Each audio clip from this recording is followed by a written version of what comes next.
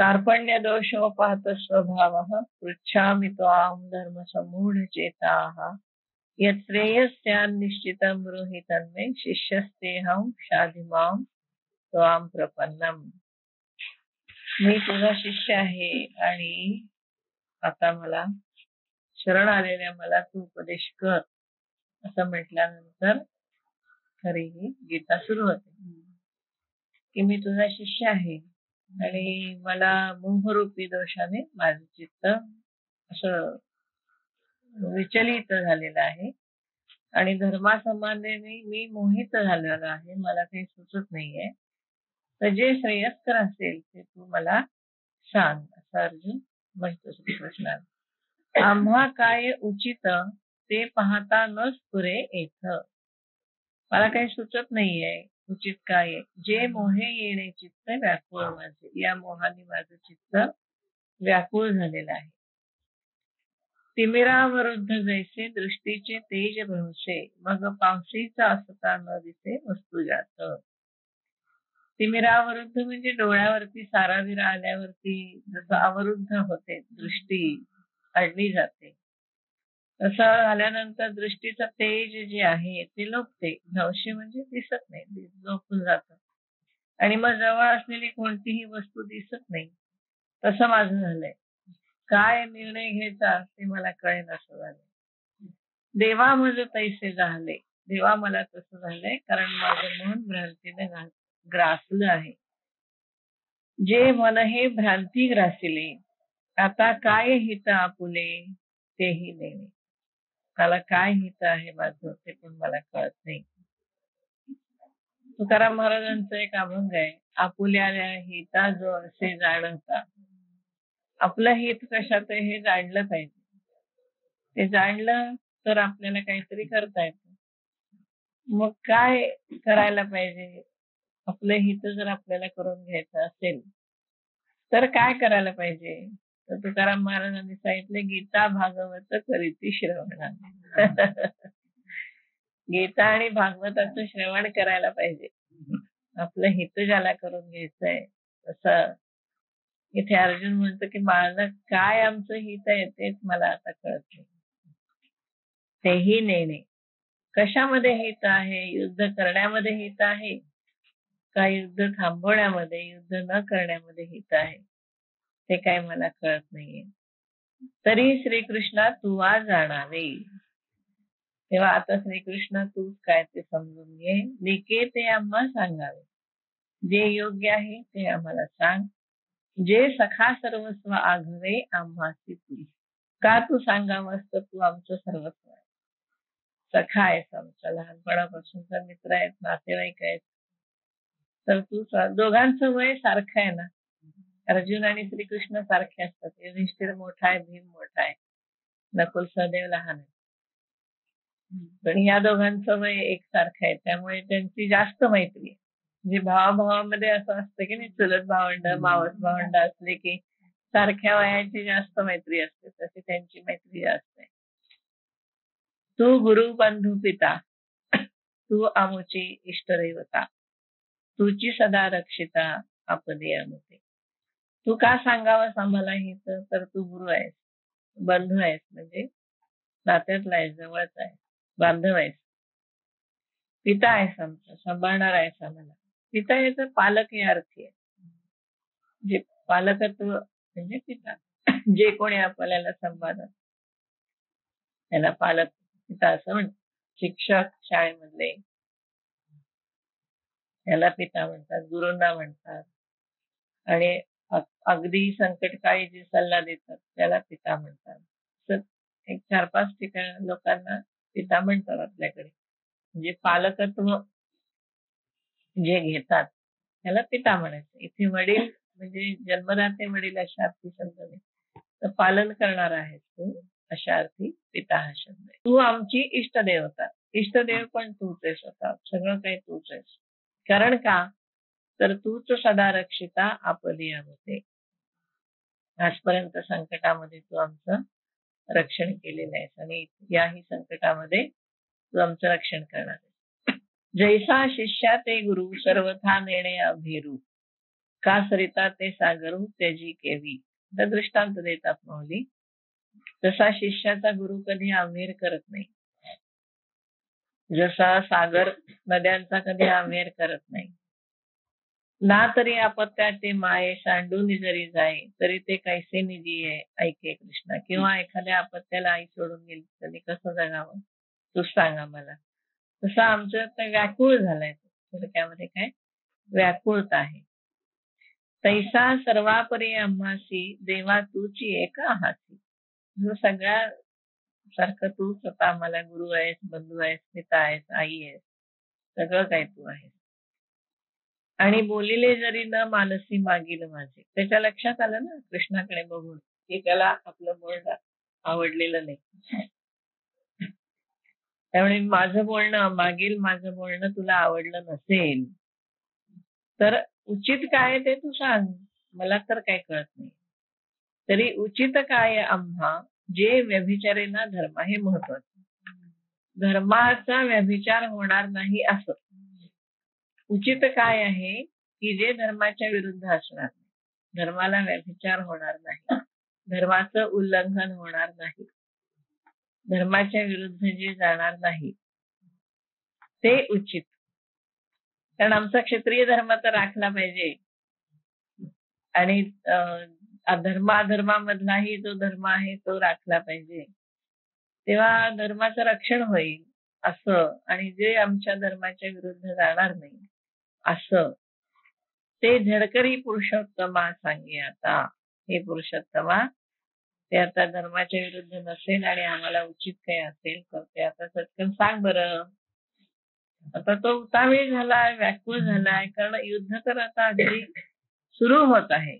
अशा वेळेला असा प्रश्न पडणं हे त्यालाही माहितीये की हे बरोबर नाहीये.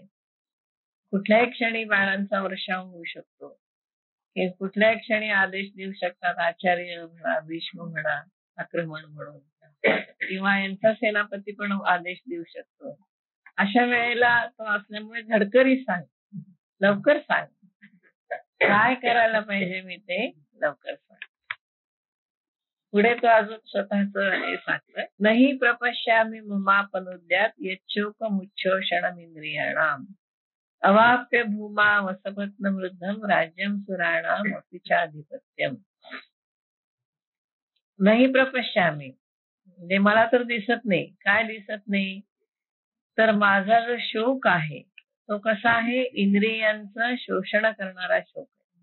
नुसता शोक नाही तर इंद्रिय सगळी व्याकुळ झाली शोकाने, सगळं शरीर घालीत गात्र झालंय, सगळी इंद्रिय कापायला लागलेत, हातामध्ये गांडीव धनुष्य राहत नाही, इतकी अवस्था माझी व्याकुळ झालेली आहे. तर इंद्रियांचं शोषण करणारा हा जो शोक आहे तो नाहीसा होईल असं मला तर काही दिसत नाही. कशाने तर अवाप्य भूमा वसपत्नमुद्धम, निष्कंटक आणि समृद्ध असे भूलोकाचे राज्य आणि राज्यम सुराणामपीच्या आधिपत्य, देवांचं सुद्धा आधिपत्य जरी मिळालं आणि भूलोकावरती निष्कंटक आणि समृद्ध वृद्धम समृद्ध असं जरी राज्य मिळालं आणि कसं निष्कंटक, असपत्न म्हणजे कोणी द्वेष करत नाही, कोणी त्याचा रागा करत नाहीये, कोणी त्याचा शत्रू नाहीये, असं निष्कंटक राज्य मला जरी मिळालं आणि देवांचं आधिपत्य मला जरी मिळालं तरीही इंद्रियांचं शोषण करून टाकणारा हा शोक नाहीसा करेल असं तुझ्या उपदेशाशिवाय मला काही दिसत नाही. असं दुसरा काहीही पर्याय माझ्या समोर नाहीये, तूच सांग जे काय करायचं. आता हे जे मधला हा जो आहे की तुझ्या उपदेशाशिवाय दुसरं काही साधन मला दिसत नाही, ही ओळ याच्यात नाहीये श्लोकामध्ये, पण ती आपण गृहीत धरायचं. तसं माऊलीने पण ते घेतलेलं आहे. हे सकाळ कुळ देखोनी जो शोकू उपजलासे मनी. ह्या सगळ्या कुळाला बघून जो शोक माझ्या मनामध्ये उत्पन्न झालाय तो तुझिया वाक्य वाचूनी न जाय आणखी.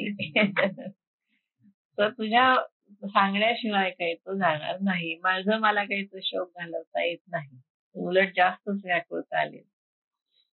एथ पृथ्वी तळ आपू होईल यावेळी जरी संबंध पृथ्वी हाती आली, आपू होईल म्हणजे आपली होईल. हे महेंद्रपदही पाविजेल, इंद्रपद जरी मला मिळालं किंबहुना, परी मोह हा न फिटेल मानसीचा, मनाचा मोह काही फिटणार नाही. आता दृष्टांत दिले. जैसी बीजे सर्वथा आहाळली, ज्याप्रमाणे पूर्ण भाजलेलं बी, हाळली म्हणजे भाजले, सगळे बीज जर पूर्णपणे भाजली, ती सुक्षेत्री जरी पेरली, तरी न विरुणती शिंचली आवडे तैसी. आणि ती चांगल्या जमिनीमध्ये पेरली, पण भाजून पेरली आणि त्याला पाणी बिणी घातलं, तर ते येतील का? ते येणार नाही. तर त्याला किती पाणी घातलं, सिंचली म्हणजे पाणी घातलं, कितीही जरी त्याचं सिंचन केलं तरी ती काही न विरुढती, ती काही उगवून येणार नाही. ना तरी आयुष्य पुरले आहे, तरी औषधे काही नव्हे, येथ एकची उपेगा जाय परमामृत. किंवा आयुष्य सरलेलं आहे आणि औषधाने काही गुण येत नाहीये, पण परमामृताचा मात्र त्या ठिकाणी उपयोग होतो. तसं आता माझं झालंय, मला काहीच हे धारा राहिलेला नाही. आता मला फक्त एकच एक म्हणजे तुझा उपदेश, परमामृत. एकच परमामृत आता मला आहे. जसं आजारी माणसाला औषधाचा काही उपयोग होत नाहीये, अशा वेळेला त्याला अमृतांना दुसरा काही पर्याय नाही, तसं मला आता तुझ्या उपदेशाशिवाय काही पर्याय नाही. ना तरी आयुष्य पुरले आहे, तरी औषधे काही नव्हे, येथ एकची उपेगा जाय परमामृत. तैसे राज्य भोग समृद्धी, उज्जीवन नव्हे जीव बुद्धी. त्याप्रमाणे माझ्या या बुद्धीला मोह झालेला असल्यामुळे राज्य भोगाची समृद्धी काही उज्जीवन करू शकत नाही, वर आणू शकत नाही. राज्यभोग मला मिळाले म्हणजे मी वर येईल या शोकातून, असं तर काही मला दिसत नाही. फार बुडून गेलोय त्या शोकामध्ये आजपर्यंत.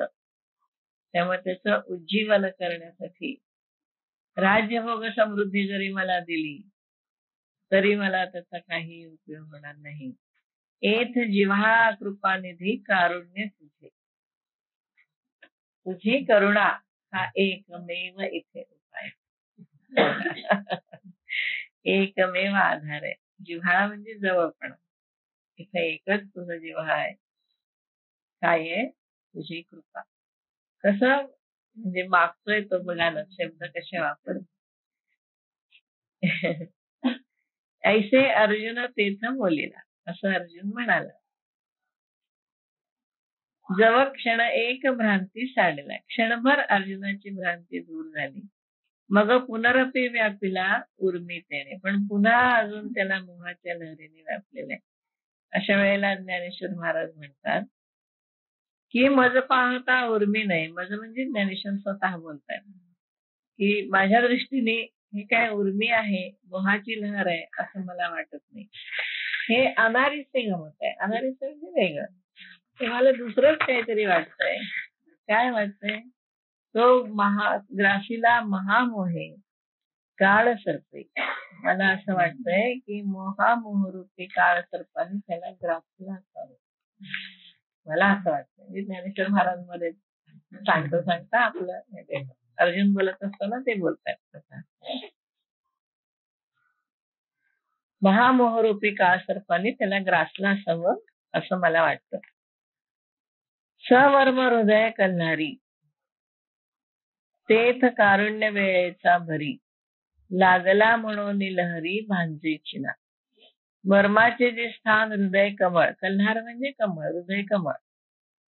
सवर्म कसं आहे ते वर्माचं स्थान जे हृदय, त्या ठिकाणी करुणारूपी भर सांज वेळेला, तेथ कारुण्य वेळेचा भरी म्हणजे सांज वेळ आहे, कातर वेळ आहे. करुणारूपी भर सांज वेळेला लागला म्हणून लहरी भांजीच ना. आणि त्या महामोहरूपी काळ सर्पाने त्याला ऐन दुपारी त्याला दंश केला. म्हणून या लहरी उतरत नाहीत. म्हणजे किती त्याला ग्रासलंय याचा एक इंटेन्सिटी सांगितली त्यांनी, की केवढा तो मोह आहे जबरदस्त, की स्वतः तर तो त्यातून बाहेर येतच नाहीये, पण यांनी सांगून तरी तो बाहेर येईल की नाही अशी त्याची अवस्था झालेली आहे. म्हणजे जसं काही दुपारीच्या ऐन भर दुपारी काळ सर्पाने त्याला दंश केला आणि संध्याकाळ झाली, कातर वेळ झाली, तरी सुद्धा तो दंश उतरत नाहीये. तसं त्याचा हा मोह इतका जबरदस्त त्याला झालेला आहे की तो काय उतरेल असं दिसत नाही. हे जाणून ऐशी प्रौढी जो दृष्टी सवे विष फेडी, तो धावया श्रीहरी गारुडी पातलाची.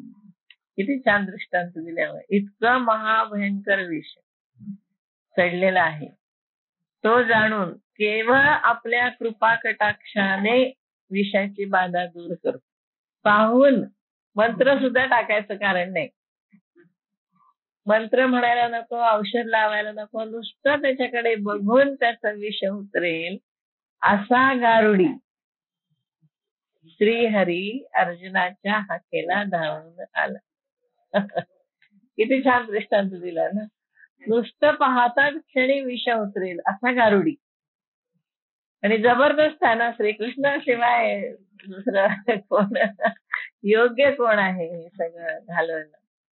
बाकी कोणी समजून घातली असती तरी समजूत निघाली नसती. त्याला जबरदस्तच पाहिजे गारुडी. असा काळ सर्पाचं विष उतरवायला गारुडी पण तसाच पाहिजे, मांत्रिक पण तसाच पाहिजे ना. इथे तर प्रत्यक्ष श्रीकृष्ण आहे. तसं आहे जो दृष्टी शवे विष फेडी, नुसती दृष्टी टाकल्याबरोबर विष उतरेल, तो धावया श्रीहरी गारुडी पातला की. ते बघायला तो विष उतरवायला तो धावत आला. तैसिया पंडुकुमारा व्याकुळा, व्याकुळ झालेला. मी म्हटलं तो व्याकुळ झाला, मनातून व्याकुळ झाला. आपण कधी कधी व्याकुळ होतो बघा. खूप काही प्रसंगाने मन व्याकुळ होतं आणि असं वाटतं की या व्याकुळतेमधून आपण कधी बाहेरच पडणार नाही. अशा वेळेला ज्ञानेश्वरी उघडावी बघा. मी बरेचदा असं करते, जेव्हा मला काही सुचत नाही किंवा जेव्हा काही मूड जातो सगळा आणि त्यावेळेला मी ज्ञानेश्वरीचं कुठलं तरी पान उघडते आणि मग जे समोर येईल ते वाचायचं. बरोबर तो आपला जो काही व्याकुळपणा असतो तो कमी होतो. हे एक पुस्तक आहे, दुसरं लक्ष्मी मंत्र आहे. दोन्ही पैकी मी काहीतरी एक उघडते आणि मग जे समोर येईल त्याच्यामध्ये ज्या ओव्या असतील, जे श्लोक असतील ते वाचत. त्याने पुष्कळ आपली व्याकुळता. कधी कधी विनाकारण सुद्धा व्याकुळ होतात किंवा काही दुःखाचे प्रसंग आठवतात. काही कशाने व्याकुळता यायला काही तुम्हाला सगळ्यांनाच अनुभव असेल. कधीतरी मन व्याकुळ होतं. अशा वेळेला ज्ञानेश्वरीचा फार उपयोग होतो. कुठली पण ओवी वाचा आणि बघा त्याचा अर्थ थोडा चिंतन करा, आपोआप व्याकुळता होईल. असा हा व्याकुळ झालेला आहे, त्याला काहीच सुचत नाही. निरवत से श्रीकृष्ण जवळा, असं व्याकुळ झालेला आहे. तर तो कसा आहे? निरवतो म्हणजे शोभून दिसतो. गारुड्यात जसा शोभून दिसेल सर्पदंश झालेल्या माणसाजवळ, तसा तो शोभून दिसतो. तो कृपावशे अवलिया रक्षील आता, आणि तो आपल्या कृपेच्या बळाने अवलिया म्हणजे सहज लीलेने त्याचं रक्षण करेल. म्हणून तो पार्थू मोह फणीग्रस्तू. कसं बघा, शब्द इतके सुंदर वापरले ते. मोह फणीग्रस्तू. हा अर्जुन कसा आहे? मोहरूपी सर्प चावल्याने ग्रस्त झालेला असा आहे. हा म्हणून म्या म्हणितला हा हेतू जाणून या. म्हणजे मी त्याला का असं म्हणलं ते ज्ञानेश्वर महाराज सांगतात. म्हणजे काळ सर्पाने दंश केला असं मी का म्हंटल, तर खरोखर मोहरूपी सर्पाने तो असा ग्रस्त झालेला आहे. तो हेतू मनात धरून मी अशी उपमा दिली असं त्यांना सांगायचं. मी असं का म्हंटल, तर मला असं वाटतं की त्याला जसा एखादा काळ सर्प चावल्यानंतर माणूस ग्रस्त होईल विषाने आणि त्याला मांत्रिकही तेवढाच जबरदस्त पाहिजे, तसा अर्जुनाची अवस्था झाली. आणि श्रीकृष्णासारखा मोठा मांत्रिक, मोठा गारुडी आता त्याला वाचवायला त्या ठिकाणी धावलेला आहे, असं मला म्हणायचंय. असं ते सांगतात.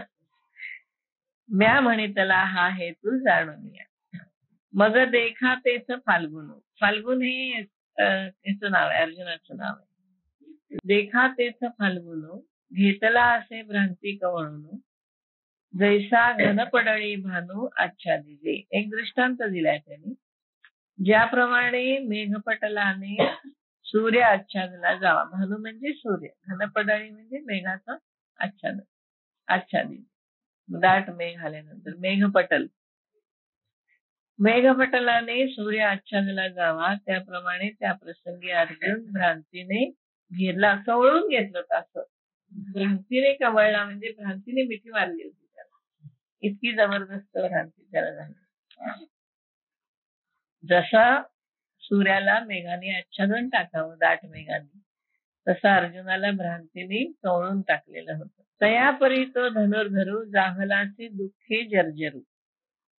तर त्याप्रमाणे भ्रांतीने कळवून टाकल्याप्रमाणे अर्जुन दुःखाने जर्जर झाला होता. कसा जर्जर झाला होता? जैसा ग्रीष्मकाळी गिरीवरून वणवला का. उन्हाळा आहे आणि एखादा पर्वत वणव्याने झाकळून गेलाय, मोठा वणवा लागलाय त्या पर्वतावर, तेव्हा कसं होईल, तशी अर्जुनाची अवस्था झाली. तयापरी तो धनुर्धरू, जाहलासे दुःखे जर्जरू. दुःखाने जर्जर झाला, खरंच खूप व्याकुळ झाला. ही त्याची व्याकुळता समजली ना तर आपल्याला कळेल की खरोखर त्याला किती आवश्यकता होती गीता सांगायची.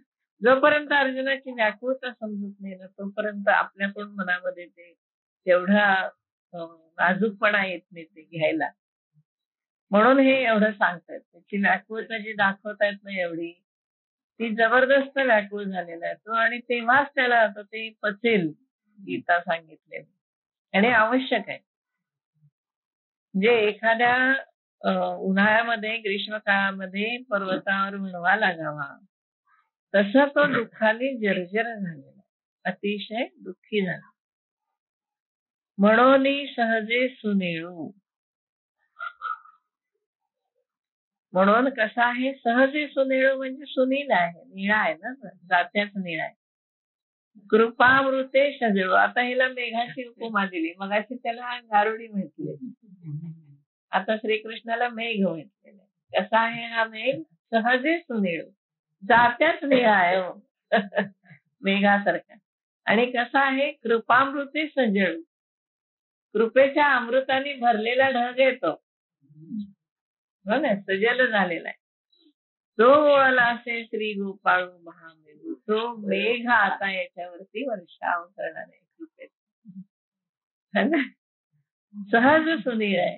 हा, छान लिहिलं, फार सुंदर असं म्हणूया. सहजे सुनीळ, सहजगत्या निळा आहे तो, आणि शिवाय कृपामृताने सजल झालेला आहे. कृपेचं अमृत त्याच्यामध्ये भरलेलं आहे. मेघामध्ये पाणी भरलेलं असतं, पण याच्यामध्ये काय आहे? कृपेचं अमृत भरलेलं आहे. असा तो श्री गोपाळ रूपी महामेघ त्याच्यावरती वळला असे, त्यांच्यावरती अर्जुनाकडे वळला. आता काय कृपा करेल, ते काय गीतेचं अमृत निघेल बघा त्याच्यावर. तेथ सुदर्शनाची द्युती. कसा आहे तो? श्रीकृष्णारूपी मेघाच्या ठिकाणी. हे दृष्टांत समजून घ्या, खूप छान दिलेत त्यांनी. श्रीकृष्णारूपी मेघ आहे, आता त्या ठिकाणी काय आहे बघा, द्युती. मेघामध्ये तेज असतं ना, वीज असते. इथं काय आहे? तेथ सुदर्शनाची द्युती, हा ना, सुदर्शनाची तेज, तेची विद्युल्लता झळकती. सुदर्शनाचं तेज ही विद्युत त्या मेघामधली. गंभीर वाचा ते आहे ती गर्जनेची, आणि त्याचे गंभीर बोल हाच ढगांचा गडगडाट. एकदा मेघ म्हणल्यानंतर वीज आली, गडगडाट आला, ते सगळं घेतलं त्याने. तेच सुदर्शनाची द्युती, तेची विद्युल्लता झळकती. गंभीर वाचा ते आहे ती गर्जनेची. गंभीर आहे वाणी, कशी आहे? गंभीर आहे, आणि तीच ढगांचा काही गडगडाट आहे त्याची वाणी. आता गीता सांगायची म्हटल्यानंतर गंभीरता हवी, आवाजामध्ये गंभीरता हवी. आता तो उदार कैसा वर्षेल, कसा वर्षाव होईल बघा आता. उदाराचा तो मेघ जो आहे, श्रीकृष्ण रूपी मेघ कसा वर्षाव करील. तेने अर्जुना चळू निवेल, आणि मग अर्जुन रूपी पर्वत कसा शांत होईल. अर्जुन हा पर्वत झालाय या ठिकाणी. मग नवी विरुढी फुटेल, आणि मग नवीन कसा उन्मेषाची ज्ञानरूपी नवीन अंकुर त्याच्या ठिकाणी फुटेल. म्हणजे तो जो मणवा पेटल्यासारखा झाला होता हा पर्वत कसा होईल, शांत होईल. असा मेघ वर्षाव झाल्यावर, आणि मग त्याच्यावरती नवीन ज्ञानाचे अंकुर फुटतील. ते कथा ऐका, ऐका ती कथा. मनाची आराणुका कशी ऐका, मनामध्ये समाधान वृत्ती ठेवा आणि ऐका. नीट शांतपणाने ऐका, मन समाधानी ठेवा, शांत ठेवा. ज्ञानदेव म्हणे देखा निवृत्ती दासू, निवृत्तीनाथांचे शिष्य ज्ञानदेव असं म्हणतात. मी एक पेपर लिहिला होता, theory of listening presented bye Dnyaneshwari Deepika. म्हणजे कशी ऐकावी, थिअरी ऑफ लिसनिंग, श्रवण कसं करा. श्रवणाचं शास्त्र ज्ञानेश्वरीमध्ये कुठे आहे. तर प्रत्येक ठिकाणी जिथे जिथे असं आलंय ना, ते सगळे मी बाहेर काढले त्यातले रेफरन्सेस. आणि मग कशा प्रकारे श्रवण करावं, ज्ञानेश्वरीचं श्रवण कसं करावं, श्रवणाचं शास्त्र त्याने काय मांडले ते, हे सांगून मग नवीन साधारण 1990-95 त्यावेळेला लिहिलेलं आहे मी. तर त्यावेळेपर्यंत जी मॉडर्न थिअरी होती, लिसनिंगची थिअरी, जी अमेरिकेतले लोक किंवा एज्युकेशनिस्ट आणि सायकोलॉजिस्ट शिकवत होते, की अशा प्रकारे श्रवण करावं, विद्यार्थ्यांनी श्रवण कसं करायचं, तर त्याची थिअरी आहे. तर ती थिअरी आणि यांची थिअरी अशी कम्पॅरिझन करून एक पेपर लिहिला. तर त्यामध्ये सगळे रेफरन्सेस मी गोळा केले. जिथे जिथे ते म्हणाले असं ऐका, असं ऐका, लेखी ते कथा ऐका मनाची या आराणुका. म्हणजे मनामध्ये आता तुम्ही कन्फ्युज होऊ नका, मन तुम्ही शांत ठेवा, समाधानी ठेवा, समाधान वृत्ती. आराणुका म्हणजे आराम, आरामशीर मनाने आरामात ऐका असं. म्हणजे त्याला ऐकताना घाई गडबड आणि असं काही करू नका. म्हणजे मनाची आराणुका. आता संजय बोलतो. हे लक्षात ठेवा, जिथे जिथे त्यांनी असं म्हणलंय ना अशा प्रकारे ऐका, ते लक्षात ठेवावं. हा, हे लक्षात ठेवायचं की कोणतीही गोष्ट ऐकत असताना, आता एज्युकेशनिस्ट किंवा हे कसे शिकवतात की तुम्ही शिक्षक शिकवतात आणि तुम्ही ऐकताय, तेव्हा शिक्षकांचे बोल जशीच्या तसे लक्षात येण्यासाठी किंवा शिक्षक जे सांगतात त्यांचा पूर्ण अर्थ समजण्यासाठी तुमचं मन त्यांच्या बोलण्यामध्ये एकाग्र पाहिजे आणि मनामध्ये दुसरे काही विचार यायला नको. म्हणजे मन कसं हवं, समाधानी शांत हवं. तर त्यांना काय म्हणायचंय ते तुमच्या लक्षात येईल ना. तसं इथे त्यांना काय म्हणायचंय, ज्ञानेश्वर माऊलींना काय म्हणायचंय की जे गीतेमध्ये तत्व सांगितलेलं आहे ते तत्व ज्ञानेश्वर महाराज आता कसं सांगणार आहे, ते जर आपल्याला समजून घ्यायचं असेल तर आपल्या मनामध्ये पण समाधान, आपल्या मनामध्ये शांती पाहिजे. आपलं मन व्याकुळ नको, आपलं मन इकडे तिकडे गेलेलं असू नये. म्हणून त्याने मुद्दाम सांगितलंय मनाची आराणुका कथा ऐका. कथा कशी ऐका, मनाची आराणुका. म्हणजे मनामध्ये समाधान वृत्ती ठेवा आणि ऐका. म्हणजे त्यांनी जे सांगितले ते तत्वाबरोबर आपल्या हृदयापर्यंत जाईल. आता संजय म्हणतो, एवमुक्त्वा ऋषिकेशम गुडाकेशः परन्तपः नयोत्से इति गोविंदम उक्त्वा तस्मिन् बभूवः.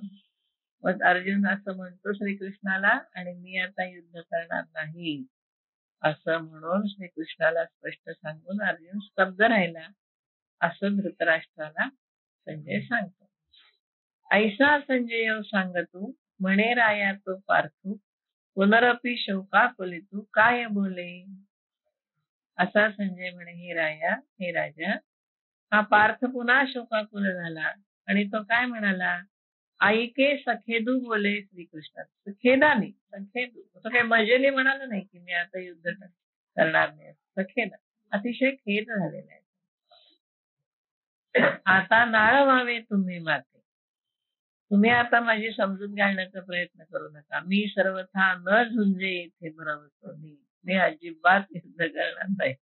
काही झालं तरी मी निश्चितच लढणार नाही. ऐसे एकी हिया बोलला, असं एकाच वेळी बोलला. मग मौन करून ठेला. तेच श्रीकृष्ण विस्मू पातला देखोनी.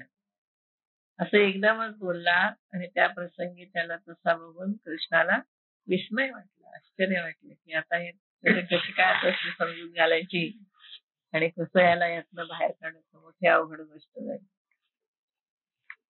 तमुवाच ऋषिकेशः प्रहसन्निव भारत सेनयोरुभयोर्मध्ये विषीदन्तमिदं वचः. आता हे भारत म्हणजे भरत कुलोत्पन्न धृतराष्ट्र. इथे धृतराष्ट्राला भारत असं म्हटलं.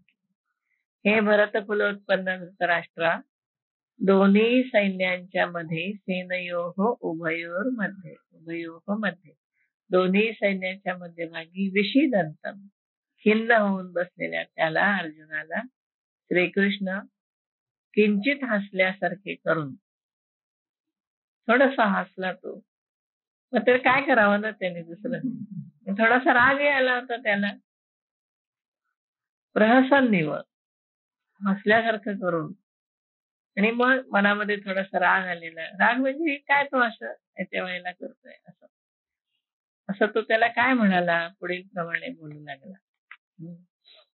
मग आपुला चित्ती म्हणे येथे हे काही आदरले येणे. श्रीकृष्णाच्या मनामधलं सांगतायत त्याचा भाव की काय नाही आरंभलं इथे या ठिकाणी, या प्रसंगी काय आरंभलं.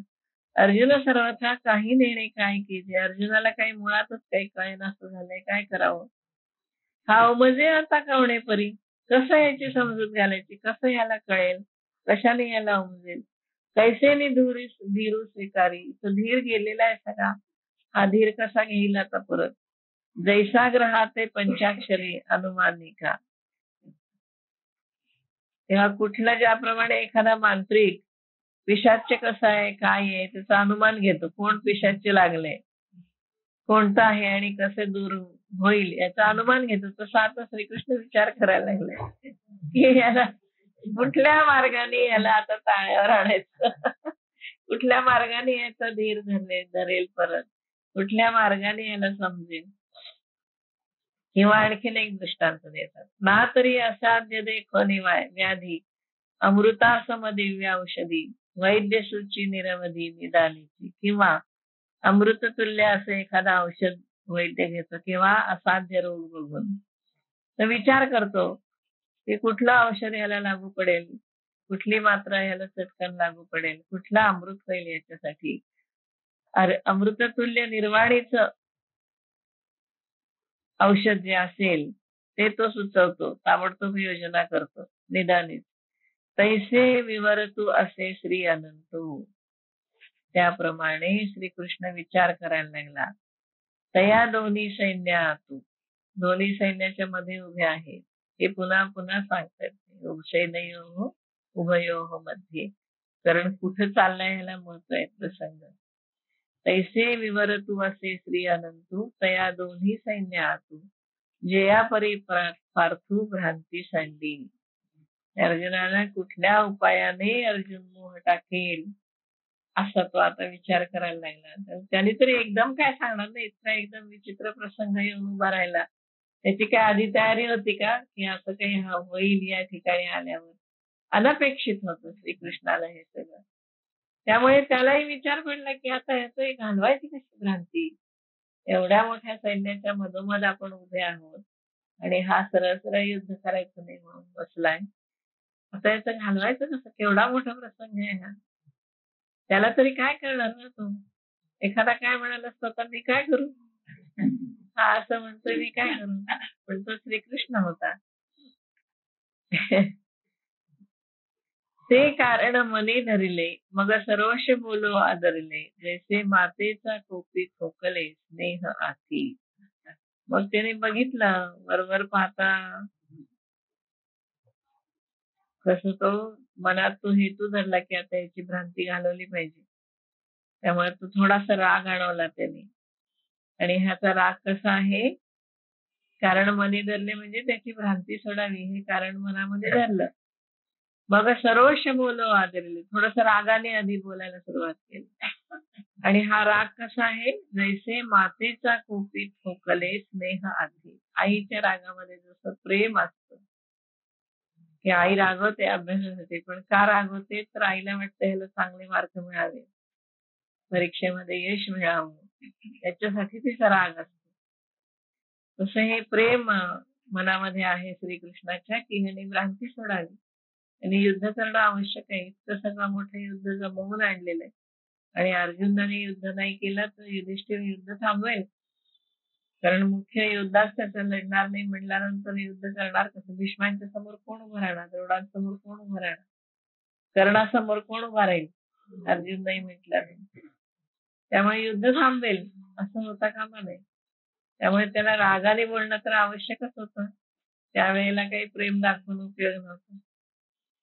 किंवा दुसरा दृष्टांत देतात माऊली की औषधाची या कडुवटपणी जैशी अमृताची पुरवणी, किंवा औषधाच्या कडूपणामध्ये जशी अमृताची जोड असते, कारण बरं होणार असतं कडू औषधी घेऊन.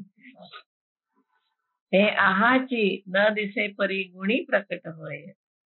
ती वरवर गोडी दिसत नाही अमृताची, पण गुणाच्या रूपाने पुढे प्रकट होते, म्हणजे दुखणं बरं होतं.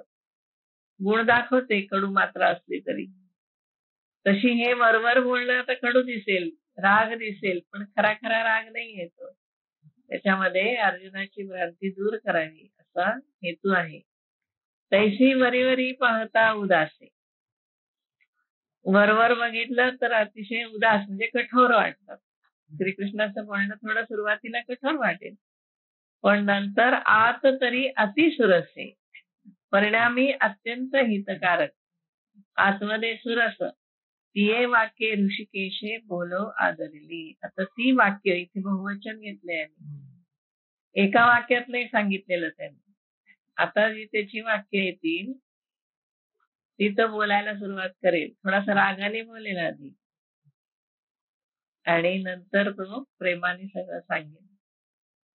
अशोच्यान अन्वशोचस्त्वं प्रज्ञावादांश्च भाससे गतासु नगतासूंश्च नानुशोचन्ति पंडिताः. पहिलंच तो काय म्हणतो, शोक करण्याला अशोच्यान अयोग्य, शोक करण्याला अयोग्य अशा गोष्टीबद्दल तू शोक केलास आणि करतोयस आणि बोलतोयस कसा, प्रज्ञावादांश्च, पांडित्याच्या गोष्टी सांगतोयस मला. पण पंडित लोक, विवेकी लोक मेलेल्यांबद्दल किंवा गतासून अगतासूंश्च, न गेलेल्यांबद्दल शोक करत नाही. म्हणजे आता तो मारायचं म्हणतो ना सगळ्यांना, तेवढ्यासाठी हा विषय त्याने आधी की सगळे माझ्या हातून मरणार आहेत असंच पहिलं सांगितलं ना अर्जुनाने. तर ते गेल्याबद्दल कोणी असं शोक करत नाही किंवा न गेल्याबद्दल पंडित लोक शोक करत नाही. आता माऊली काय सांगतात बघा. मग अर्जुना ते म्हणितले, अर्जुनाला म्हटलं, काय म्हणाल, आम्ही आजी हे नवल देखील. मला आश्चर्यच बघितलं म्हणतो मी आज. जे तू आहे थाजरिले माझारीची, तू मध्येच, माझारी म्हणजे मध्येच, तू मध्येच हे काहीतरी जे काढलंयस त्याच्याबद्दल काय आरंभलंयस त्याच्याबद्दल मला फार मोठं आश्चर्य वाटतंय. आश्चर्यच पाहिले मी हे आजी हे नवल देखील. तू जाणता तरी म्हणविसी, मोठा शहाणा समजतोय स्वतःला, परी नेणे वेते न सांडेसी. तर तू स्वतःला जाणता तर म्हणतोस, पण मूर्खपणा काही टाकत नाहीयेस. नेणीव म्हणजे अज्ञान. जाणता तू म्हणतोयस, पण तुझा अडाणीपणा तर काही तू टाकत नाहीस, मूर्खपणा तर टाकत नाहीस. आणि शिकव म्हणो तरी बोलसी बहु चालनीत, आणि तुला काही शिकवावं म्हणावं तर मोठ्या मोठ्या नीतीच्या गोष्टी मला सांगतोयस तू, हो की नाही? आधीच सगळं सांगितलेलं आठवा. आता इथे दृष्टांत देतात. जात्यंधा लागे पिसे, जन्मांध माणूस आहे त्याला वेळ लागला. मग ते सैरा धावे जायचे, ते इकडे तिकडे पळायला लागलं, कारण त्याला दिसत तर काहीच नाही. तुझे शहाणपण आता ऐसे दिसत. तुझा शहाणपणा हातच आहे. एखादा आंधळा माणूस आहे, जन्मतः आंधळा आहे, आणि सैरा वैरा धावायला लागला वेळ लागल्यामुळे. त्याचं जसं अवस्था आहे तशी मला तुझी अवस्था दिसते. तू आपण पे तरी नेणसी, तू स्वतःला तर जाणत नाहीये. म्हणजे तू कोण आहेस, काय करायला पाहिजे, काय नाही, हे काही तुला आता समजत नाही. परी या कौरवाचे शोचू पाहते, आणि या कौरवांकरता शोक करतोय. अजून तर ते समोर आहेत, ते मेली आहेत का शोक करायला? समोर आहेत तुझ्या, त्यांच्यासाठी शोक करतोयस तू. अजून तर काही झालेलं नाहीये.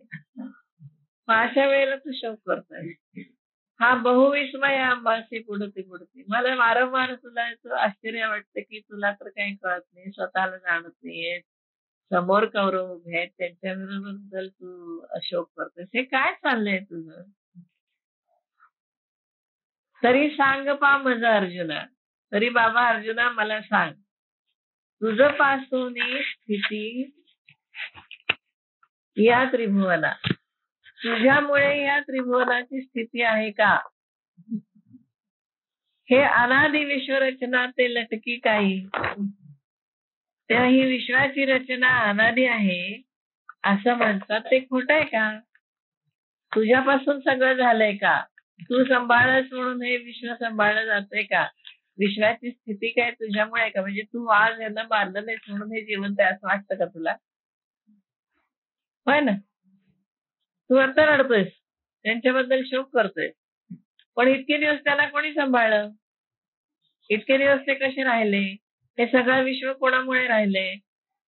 तू सांभाळास म्हणून राहिले का? तू मारलं नाहीस म्हणून मेलं नाहीये? काय झालंय? केवढा एकदम विषय, मोठाच विषय हातात घेतला त्यांनी. केव्हा हे अनादि विश्वरचना ते लटकी काही. ते म्हणतात एक सर्वशक्तिमान असा कोणीतरी आहे आणि त्याच्यापासून सर्व प्राणी मात्र उत्पन्न होतात असं म्हटलं जातं.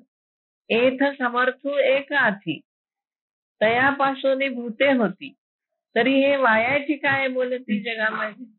उगाच म्हणतात का असं की एखादा समर्थ असा परमात्मा आहे आणि त्याच्यापासून सगळे प्राणी मात्र उत्पन्न झाले. तेव्हा तू काय म्हणतोयस की हे सगळं असं होणार आहे म्हणून? हो का सांप्रत ऐसे झाले, जे हे जन्म मृत्यू तुवा सृजिले. आता असं झालंय का की तू निर्माण केले जन्म आणि मृत्यू, तू यांना मारणारच मग हे मारणारच, असं आहे का? असं नाही.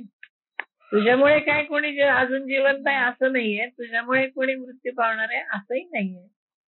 हे अनादि विश्वरचना आहे, ती अशी चालत आलेली आहे. हो का सांप्रताईचे झाले, जे हे जन्म मृत्यू तुवा सृजिले, आणि नाशू पावे नाशिले तुझे काही. आणि तू नाश करणार आहेस म्हणजे नाश होणार आहे असं काही आहे का? जन्म तू दिलायस का? मृत्यू तू देणार आहेस? काय होणार आहे तुझ्यामुळे? काही नाही. तू भ्रमलेपणे अहंकृती, है ना? तू काय म्हणतोस? तू भ्रमाने अहंकार घेऊन यासी घातू न करीसी चित्ती, त्यांना मी मारणार नाही असं मनामध्ये म्हणतोयस. भ्रमाने अहंकार घेतलास, कारण मी मारणार आहे, मी मारणार आहे यांना, माझे सगळे नातेवाईक आहेत, यांना मी कसं मारू असं तू अहंकार घेतलायस भ्रमाने. तरी सांगे काही हे होती चिरंतन, म्हणून हे काय न मरता राहणार आहेत का? तेव्हा तरी आज ना उद्या जाणारच ते. की तू एक वधिता आणि सकाळ लोक हा मरता, ऐसे भ्रांती जणे चित्ता येऊ देशी. किंवा तू एकटा यांना मारणारा आणि बाकीचे सगळे लोक मारणारे, अशी तुझ्या चित्तामध्ये भ्रांती कशाला घेतलीस? तू काय म्हणतो बघा, हे फार महत्वाचं आहे. अनादि सिद्ध हे आघवे. हे सगळं कसं आहे, सगळी सृष्टी आपोआप होते आणि जाते. कोणी निर्माण त्याला करत नाही आणि कोणी त्याचा नाश करत. उत्पत्ती, स्थिती आणि विनाश हा सृष्टीचा क्रम अनादिसिद्ध आहे आणि त्याला कोणी अडवू शकत नाही. कारण आपल्या हातामध्ये नाहीच आहे. आपण त्याच्यामध्ये असणारा एक अंश आहोत की ज्याला उत्पन्न केलं गेलेलं आहे, ज्याची काही काळ स्थिती आहे आणि जो एक दिवस राहणार, संपणार. आपण एक अंश आहोत निर्मितीमधला. आपल्या हातात काय? आपल्याला कोणी निर्माण केलंय आपल्याला माहित नाही. आपली स्थिती किती वर्ष आहे, किती दिवस आहे आपल्याला माहित नाही. आणि आपल्या नंतर काय होणार आहे हे आपल्याला माहित नाही. अनादिसिद्ध आहे सगळं. असंच चालत आलेलं आहे आजपर्यंत. अनादिसिद्ध हे आजही होत जात स्वभाव आहे. स्वभाव आहे तो. उत्पत्ती होणं, उत्पत्ती होत झालेलं असलं ते टिकणं आणि टिकलेलं ते एखाद्या दिवशी विनाश होणं हा स्वभाव आहे. आपण कोणतीही साधी वस्तू घ्या, आपण एखादी नवीन वस्तू विकत आणली, निर्जीव वस्तूचं घेऊ आपण उदाहरण, तर आपल्याला काय करतात त्याच्याबरोबर गॅरंटी देतात की नाही. समजा वॉशिंग मशीन घेतली तर किती गॅरंटी म्हणतात? 5 वर्षाची गॅरंटी. म्हणजे ते 5 वर्ष तरी टिकेल. म्हणजे त्याची स्थिती किती झाली?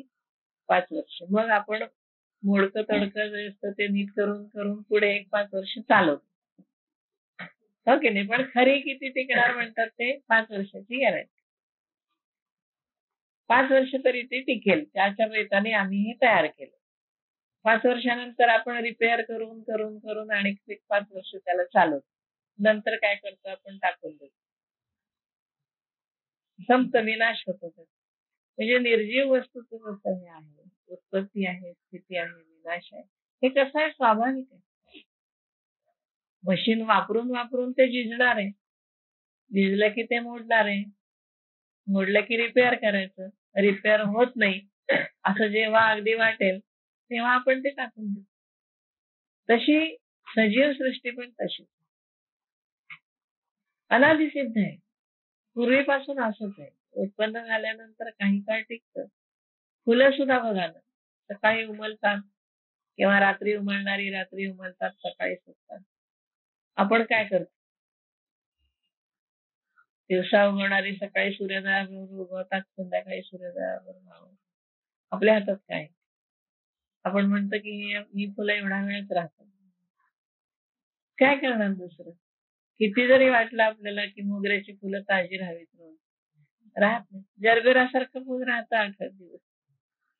त्यालाही आपण काही करत नाही. ते सृष्टीमधल्या उत्पत्ती स्थितीला हे कोणाच्या हातामध्ये नाही. अनादिसिद्ध आहे म्हणतात. असंच स्वाभाविक स्वभाव म्हणणे होत जात स्वभाव. स्वभाव हा मूळचा भाव असतो. एखादी वस्तू, आता एखादं मशीन समजा नीटच तयार झालं नाही तर आपण काय म्हणतो की हे आल्याबरोबर बिघडायला लागले, हे मुळातच नीट तयार झालेलं नाही. म्हणजे ते स्वाभाविकरित्या खराबच त्याची असेंब्ली झाली. तसं एखादं नाही त्याची हे चांगली झालेली नसेल तर लवकरही खराब होईल. एखादं चांगलं धडधाकट चांगलं झालं असेल तर ते बरेच वर्ष टिकेल. स्वभाव आहे तो. स्वभावाने राहतो. स्वभावाने राहतो. तरी तुवा का सोचावे सांगे म्हणजे स्वभावाने होतं. उत्पत्ती स्थिती लय हे कसं होतं? स्वभावाने होतं. तू मारणारा कोणी नाही आणि तुझ्यामुळे हे मरतील असं नाहीये. तू नाही मारलंस, आज युद्ध केलं नाही म्हणून हे कायमस्वरूपी जिवंत राहणार आहे असं काही नाही. एकटा श्रीकृष्ण सगळ्यांना मारू शकत होते. हातात शस्त्र घेतलं नाही म्हणून. एक सुदर्शन चक्र बास होत त्याच. हो की कशाने एवढा युद्धाचा पसारा उभा केला तो? पण त्याला माहित होतं हे आपण हे करणार नाहीये. श्रीकृष्णाचं जीवन की नाही ते वेगळ्याच प्रकारचं. तुम्ही रामाचं बघा आणि कृष्णाचं बघा. राम कसा पुष्कळ मानुष्य आहे, माणसासारखा आहे कृष्ण. तो शोक करतो, त्याला दुःख होतं. असा श्रीकृष्णासारखा त्रयस्थपणाने सगळ्याकडे बघत नाही. त्याला राग येतो, त्याला करुणा येते, त्याला तो रागावतो बरेच वेळा. सुग्रीवावर रागावलेला आहे तो. सुग्रीव तयारी करत नाही सैन्याची तेव्हा. त्याला रागही आलेला आहे, त्याला मोहही झालेला आहे, त्याला शोकही झालेला आहे. सीतेचा हरवते तेव्हा केवढा शोक करतो तो. तेवढा शोक त्याचा रामायणामध्ये दिलाय. झाडा वेलींना सुद्धा विचारतो माझी सीता कुठे गेली, इतका शोक करतो. तेव्हा राम हा वेगळा आहे आणि श्रीकृष्ण हा वेगळा आहे. श्रीकृष्णाने कधी शोक केलाय? कधी नाही. या आई वडिलांना सोडून निघून जातो तेव्हा रडला का? माझे आई बाबा मला अंतरले म्हणून नाही रडला. जन्मतः सख्या आई वडिलांकडून दुसऱ्या आई वडिलांकडे राहिला, त्याचा कधी शोक केलाय त्यांनी? गोकुळ सोडून गेलाय, वृंदावन सोडून गेला, कधी शोक झालाय त्याला? कधी नाही. श्रीकृष्णाचे व्यक्तिमत्व फार वेगळं, इतका त्रयस्थपणाने आणि इतका उदासीन, म्हणजे सगळ्या गोष्टी करत असतो पण एकदम आलिप्त आहे सगळ्या गोष्टी. अगदी एवढी राधा राधा केली, कधी भेटलाय राधेला? कधी भेटला नाही परत. फार वेगळं, फारच वेगळं कृष्णाचं चरित्र आहे. म्हणजे कुठे सुद्धा आपण त्याच्यासारखं वागू शकत नाही. श्रीकृष्णासारखं जगणं वागणं ते आपल्यासारख्यांचं शक्यच नाही. आपण लगेच गोंधळतो, आपण व्याकुळ होतो, आपण रडतो, आपण दुःखी होतो, आपण उदास होतो, आपण आनंदी पण होतो. तसा तो कधीच झालेला नाही. ना त्याने कधी आनंद व्यक्त केलाय, ना त्याने कधी शोक व्यक्त केलाय, ना त्याने कधी क्रोध व्यक्त केलाय, काहीही नाही, कधी नाही केलं. म्हणून तो एवढं सुरुवातच त्याने अशी केली की अरे ही सृष्टी काय तुझ्यामुळे चालली आहे का? ही अशी चालणारच आहे, अनादी सिद्ध आहे ती तू थोडी चालवणार आहेस. तू मारून हे मरणार आहे आणि तू नाही मारलंस म्हणून हे जिवंत राहणार असं आहे का? नाही, स्वभाव आहे, अनादी सिद्ध आहे सगळं. स्वाभाविकरित्या ते जातील, स्वाभाविकरित्या सगळं होईल. आणि तू युद्ध नाही केलं म्हणून युद्ध होणार नाही असं पण नाहीये. युद्ध होणारच आहे, अटळ आहे. परी मूर्खपणे नेणसी. हा ना, हे सगळं तुला कळत नाहीये. असं कसं तू शोक करतोय? अनादी चालू आहे, अव्याहत चालू आहे. मूर्खपणामुळे तुला समजत नाही आणि न चिंता ते चिंतीसी. जे विचार करू नये ते असले विचार तुझ्या मनामध्ये. आणि तूच नीती सांगसी आम्हाप्रती आणि पुन्हा नीती सांगतोस मला. म्हणजे जो विचार करायला नकोय तो विचार तुझ्या मनामध्ये आलाय, हो की नाही? की हे सगळं असं होणार आहे आणि हे सगळे नातेवाईक आहेत, मी यांना कसं मारू आणि मग हे बरोबर आहे का? यांनी सगळे गेल्यावर मी राज्य कसं करणार? सगळं दुःखाने भरलेलं राज्य असणार आहे. आणि इतकी वर्ष काय झालं होतं, हो की नाही? तेव्हा जे विचार करू नये, आपल्याला सगळं बरोबर वाटत होतं की नाही अर्जुनाचं? मग कृष्णाने एका क्षणात उलटवलं. अर्जुनाचं म्हणणं बरोबर वाटत होतं की नाही? की बरोबर सांगतोय तो की कसं मारणं योग्य नाहीये. ज्यांनी मला अंगा खांद्यावर खेळवलं त्यांना कसं मी मारणार? तो काय म्हणतो? मूर्खपणे नेणसी न चिंतावे ते चिंतीसी. जर विचार यायला पाहिजे आणि तू आम्हाला शिकवत नाहीस पुन्हा. देखे विवेकी जे होती, जे लोक विवेकी असतात ते दोही तेही न शोचित. जन्म आणि मृत्यू ही भ्रांती आहे, जे होय जाय ही भ्रांती म्हणून. इथं विवेक आणि समर्थाने सगळा भर विवेकावर दिलाय बघा दासबोधामध्ये. समर्थाने असं कुठे म्हणलं नाही की साक्षात्कार तुम्हाला होईल म्हणून. म्हणलंय का? दासबोधामध्ये कुठे आलंय का की असं असं झालं की तुम्हाला साक्षात्कार होणार आहे आणि आत्मस्वरूप तुमच्या समोर येऊन उभं राहणार आहे, असं कुठे म्हणलं नाही. त्यांनी प्रत्येक वेळेला सांगितलं की विवेकाने जाणून घ्या, त्याशिवाय तुम्हाला हे कळणार नाही. म्हणजे मुळात काय आहे, पूर्ण विचार बदलायचे. आपले जे नेहमीचे विचार आहेत ते टोटली फिरवून घ्यायचे आणि विचार बदलला की मग तो जो विवेक आहे की जो ह्या अपेक्षित आहे शास्त्राला, तो विवेक जर केला तर भ्रांती जाते. होणं जाणं ही भ्रांती आहे. आपल्याला ते खरं वाटतं, आपल्याला शोक होत, आपल्याला दुःख होत, म्हणून आपण जन्मल्याचा आनंद करतो. आणि मृत्यूचा शोक करतो. ते म्हणतात विवेकी दोन्हीलाही तसेच करत. का? जे होय जाय हे भ्रांती आहे. कसं समजायचं भ्रांती आहे? आपल्याला तर सगळं खरं दिसतं. हेच समजून घ्यायचंय गीतेमध्ये. पुढे जे समजून घ्यायचे ना गीता तीही घ्यायची की हे जे दिसतं ते भ्रांती कशी आहे आणि विवेकाने समजून घ्यायचंय. इथे काही चमत्कार नाही, काही साक्षात्कार नाही, का कोणी येऊन तुम्हाला काही दाखवणार नाही. पण पूर्ण विचारांती यांनी जसं सांगितलंय त्या पद्धतीने तशा प्रकारे समजून घ्यायचं की आपलं सुद्धा असणं नसणं हे कसं आहे. खरी जर गीता जाणून घ्यायची असेल तर आत्मस्वरूप जाणायला. आणि जर आपल्याला जाणता आलं तर सांगणारे आहेत एवढे चांगले ज्ञानेश्वरांसारखे सांगतायत आपल्याला काय आहे.